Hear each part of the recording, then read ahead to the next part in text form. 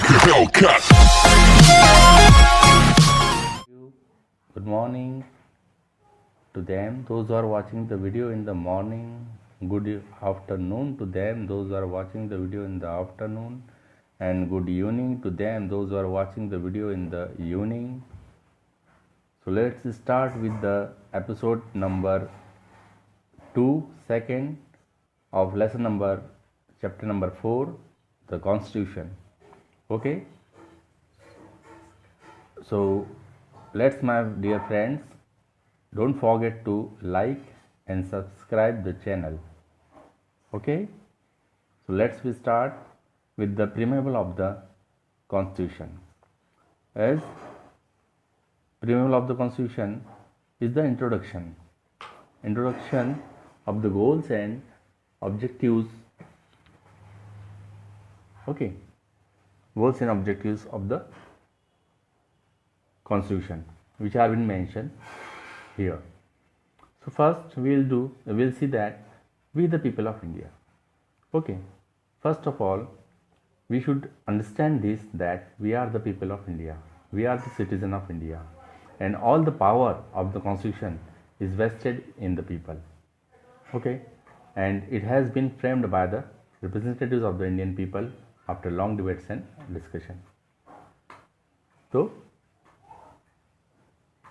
Power जो होता है कॉन्स्टिट्यूशन का, हमारे संविधान का जो पावर होता है वो लोगों में ही होता है।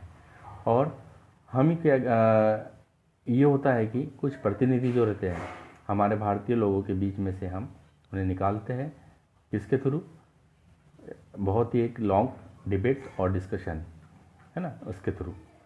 फिर होता है सॉवरेन स्टेट।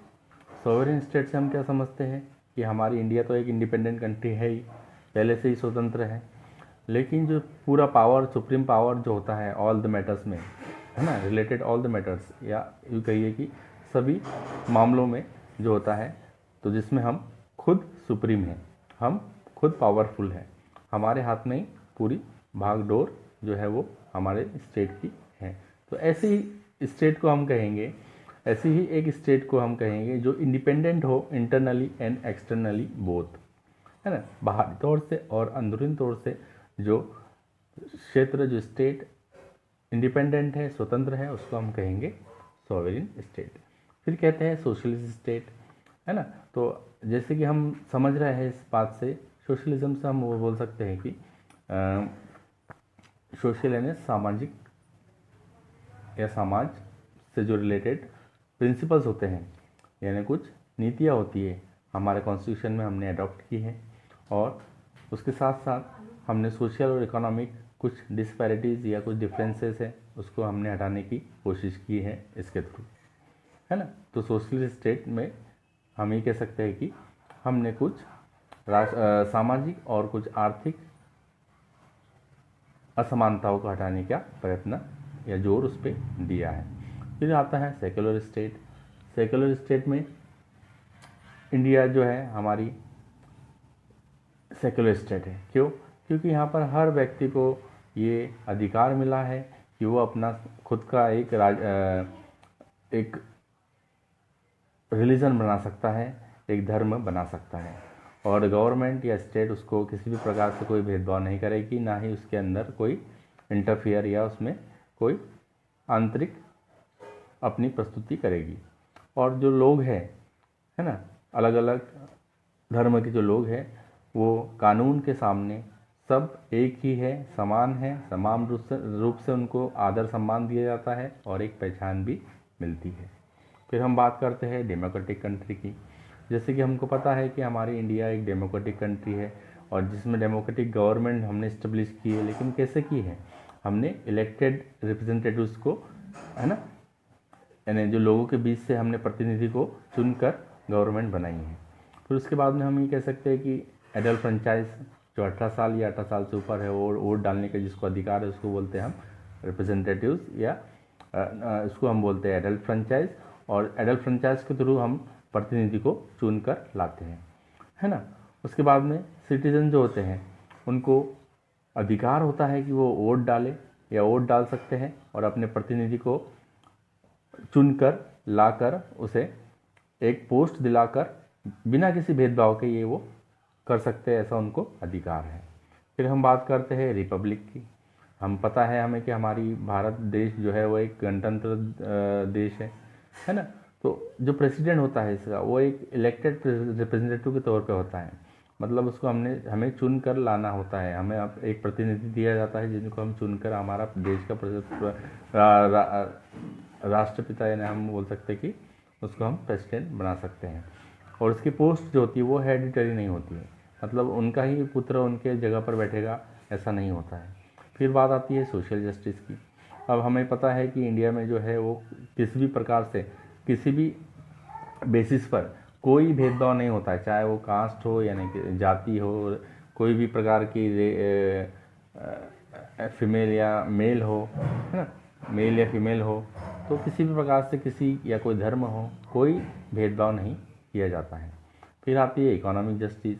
हम जैसे कि हमको पता है कि इकोनॉमिक फ्रीडम जो है हमारे सभी भारतीय लोगों को दी गई है, और गवर्नमेंट ने जो है कुछ इकोनॉमिकली यानी आर्थिक तरीके से जो बैकवर्ड क्लासेस है उनको ऊपर उठाने के लिए कुछ प्रयास भी किए हैं। स्पेशल प्रोग्राम्स बनाए हैं उनके लिए, पॉलिसीज़ बनाई उनके लिए, ताकि उनका वो आत्मनिर्भर बन सके और उनका जो है फ़ायदा हो सके। फिर उसके बाद में एम्प्लॉयमेंट गारंटी प्रोग्राम भी दिए हैं बहुत सारे ग्रामीण क्षेत्रों में, जिससे कि उनको एक डायरेक्शन मिले, जिनको उनको एक स्टेप करे वो अपने डेवलपमेंट की तरफ या अपने विकास की तरफ।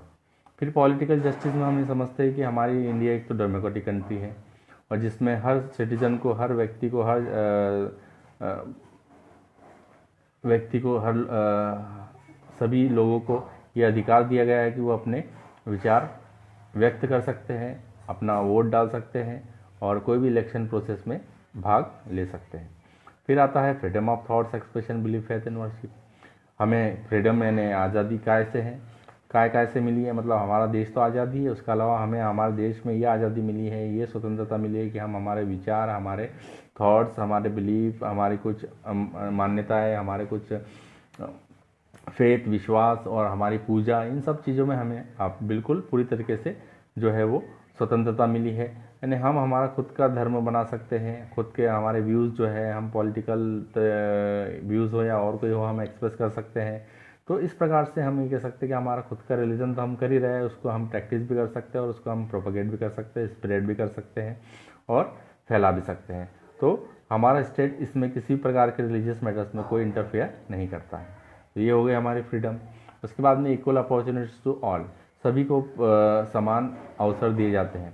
अब समान अवसर काय के लिए दिए जा रहे हैं, ताकि उनका एक सर्वांगीण विकास हो सके, वो चाहे शिक्षा के क्षेत्र में हो या गवर्नमेंट जॉब्स के क्षेत्र में हो, है ना। तो ये सब उनको इक्वल अपॉर्चुनिटी से समान अवसर प्राप्त है।